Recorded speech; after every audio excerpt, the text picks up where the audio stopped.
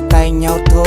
Và ai nói thì cũng như vậy, những câu chuyện thật là rất dễ cho một buổi sáng hai đứa thức dậy với một tin nhắn mới. Cuối cùng là vậy đấy, chúng mình lại phải quên nhau thôi. Mỗi người đều mang những lý do thực dụng nhưng cũng đúng, mỗi người đều có những giấc mơ ngọt ngào nhưng không thể cùng giúp nhau hoàn thành. Mỗi người đều giấu một cơ hội, liệu khi xa nhau có còn trốn tránh? Liệu nếu có bị đau thì có mang hờn chỉ là anh đang nghĩ, sau biết bao lần thấy mệt mỏi, từng chừng đôi chân lại phải bước đi nhưng em lại nhẹ nhàng bước tới, tạm thời gạt đi cái hờn dỗi, mình lại vui vẻ chỉ một lời quan tâm nhẹ thôi. Mọi thế thật đơn giản nhẹ nhàng, ghé vào tai anh nói con đường về anh ơi không còn như lúc nãy.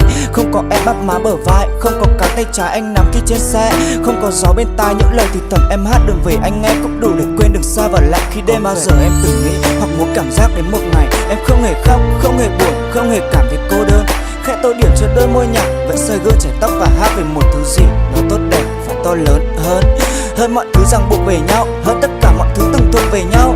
Những khao khát và nỗi niềm riêng hơn sau cùng là người đến sau. Và không bao giờ là muộn, không bao giờ là sai khi nếu bản thân mình thực sự muốn và không giữ lại những thứ mình không còn muốn. Lúc yêu phải mạo hiểm bằng những thử thách để biết người đó có thực sự cần đến mình thực không, hay cũng chỉ là một vở kịch về hai diễn viên bản thân cố diễn cho thật giống. Một trong hai ta phải đứng lên và nói rằng mình còn yêu nhau được bao lâu, mình còn bên nhau được bao lâu, mình cùng bên nhau từ những ngày đầu vậy sao? Chợt bỗng nhiên một ngày, chợt bỗng nhiên một sáng thức dậy, thấy lòng ta nhẹ bỗng như mây. Em có cảm nhận được như vậy không?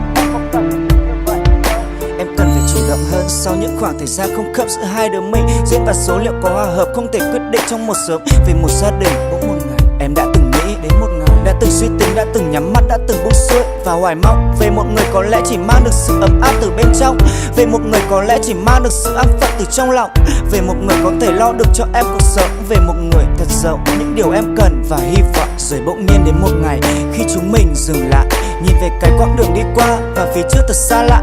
Anh không biết là khi anh viết xong bài hát này cái ngày ấy liệu đã xảy ra.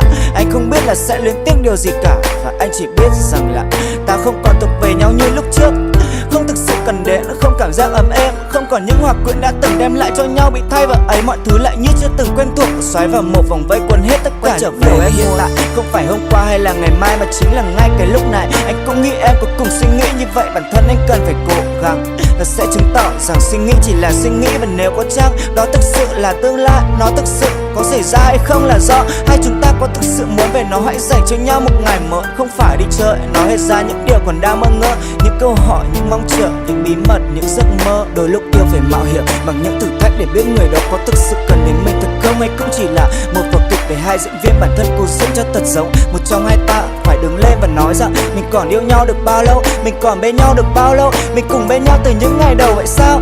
Chợt bỗng nhiên một ngày, chợt bỗng nhiên một sáng thức dậy, thấy lòng ta nhẹ bỗng như mây. Em có cảm nhận được như vậy không?